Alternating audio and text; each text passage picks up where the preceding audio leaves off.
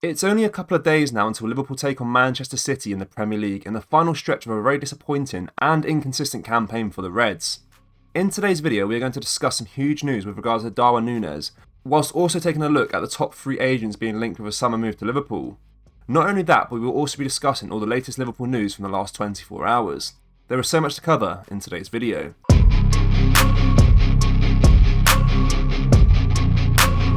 And hello guys, welcome back to the channel. Before we get into today's video, make sure you smash that like button and subscribe to the channel for more Liverpool content. Steven Gerrard has told the story behind a viral photo of him and Jurgen Klopp together at Formby pub, praising him as a special person. In the build-up to the 2022 Champions League final, a photo of Klopp and Gerrard sat together outside a pub in Formby did the rounds on social media. The pair both live in a small Merseyside town, and it is not uncommon for them to bump into each other, but the timing of this pint was special. It came days before Liverpool headed to Paris to take on Real Madrid, and speaking in part 5 of Jurgen, a docu-series by the Anfield Rap, supported by Erdinger, Gerrard told the story. I was sitting outside my local pub. It was a real sunny early evening. He was walking the dog. I was sitting outside with one of my friends, having a couple of pints, he explained. I shouted over him to wish him good luck, because he had a Champions League final days, not weeks, days later.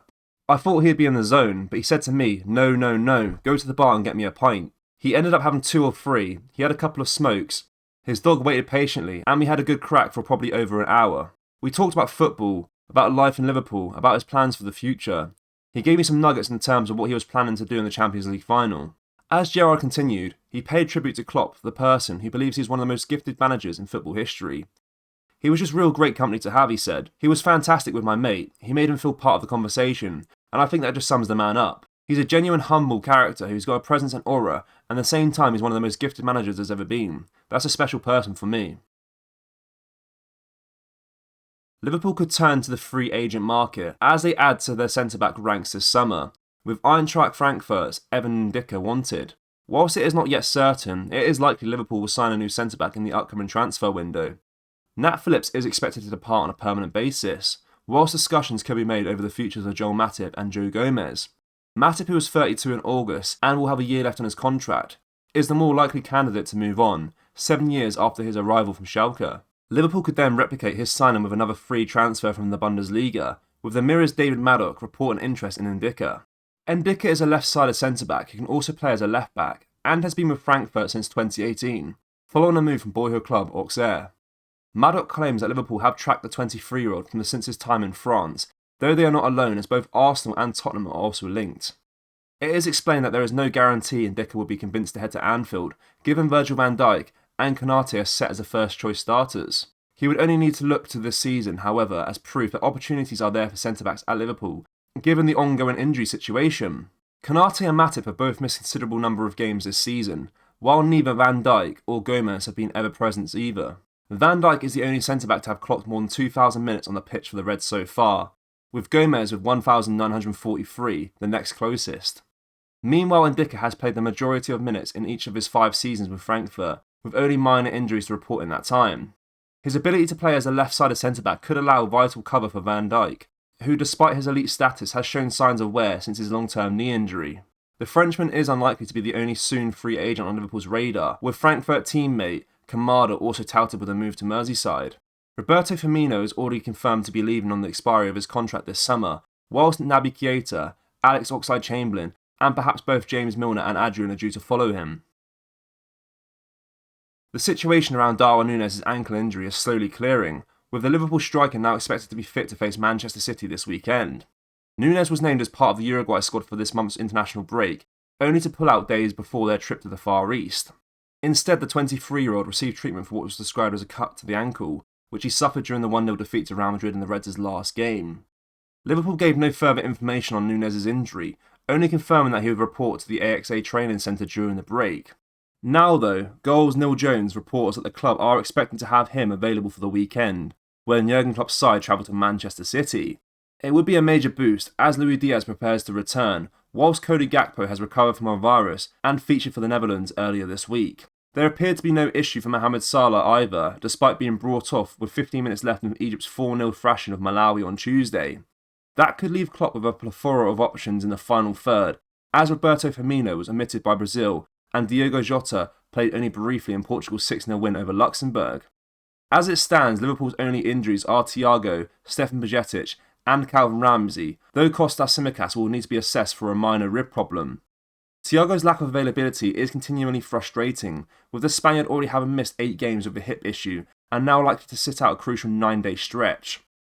After Liverpool's trip to Manchester City on April the 1st, they will head to Chelsea on April the 4th and then host Arsenal on April the 9th, with those 3 high-profile games likely to decide their top 4 fate.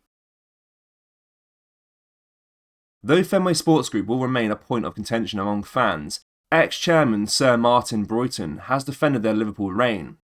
FSG's reign at Anfield continues to be the most aversive topic for supporters, and former chairman Broughton recently gave his verdict during a recent interview.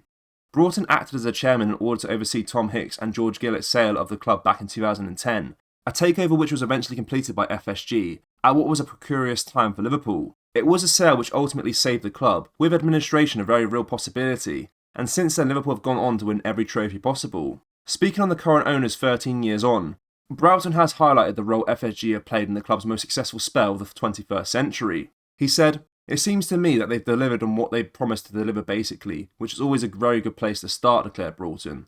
They brought in a stable team behind the scenes, so I think there's stability there, which is good. Broughton also discussed the importance of developing Anfield rather than moving elsewhere, something which had been considered an option during the Hicks and Gillett era. They've rebuilt Anfield, well they're still in the process of rebuilding Anfield, but to me the Hicks and Gillett project was a brand new stadium, he explained. "I don't know, I kind of think of it as an Emirates stadium nearby and the plan was to share it with Everton. There's a logic to that in old financial terms, but one of the things I liked about John Henry was, this is Anfield, why would you want to move? You've got the cop at Anfield, you've got the sign, this is Anfield. You know that better than anybody, why would you want to go away with that? To get some smart new stadium without the character of Anfield? It was one of the reasons why I wanted to have Fenway, because that's exactly what they've done." Broughton admitted that FSG's time at Anfield had been far from perfect, but argued that their ownership has been largely successful and defended the club's transfer policy. "So is everything 100% perfect? It's not going to be 100% perfect. Life is never like that," remarked Broughton. "But I would say from the state of the club that they took over on the pitch they transformed it. They've been a top player without spending as much money as some of the others, and I think I should say without wasting as much money as some of the others. I don't think they should be criticised for not spending big, because if you could deliver the kind of success that they have delivered without spending the equivalent amounts because it's better spending money, that's brilliant. They've invested wisely and delivered outstanding performances. They got a fantastic manager. It took a little while to get there, and they've had to show patience to get there, but you know, the last 5 or 6 years they've been right at the top." The comments are unlikely to be universally welcomed by supporters, with many growing increasingly frustrated by a lack of activity in the transfer market. It is, however, a fascinating insight from somebody who was heavily involved in the initial process of handing the club over to its current owners. Liverpool were heading towards administration under the stewardship of Hicks and Gillett, and Broughton's role in the sale of FSG was vital in keeping the club afloat. 13 years on, FSG's ownership of Liverpool continues to cause disharmony among supporters. Broughton's comments are largely positive, and that may come as a surprise to some, but given the position the club was in during his involvement, it is an understandable stance to take. Liverpool fans, what are your thoughts on the news regarding Darwin Núñez, and would you take Ndicka? Let me know your thoughts down in the comment section below. That brings us to the end of the video, guys. Make sure you smash that like button and subscribe to the channel for more Liverpool content. Thank you, take care, peace.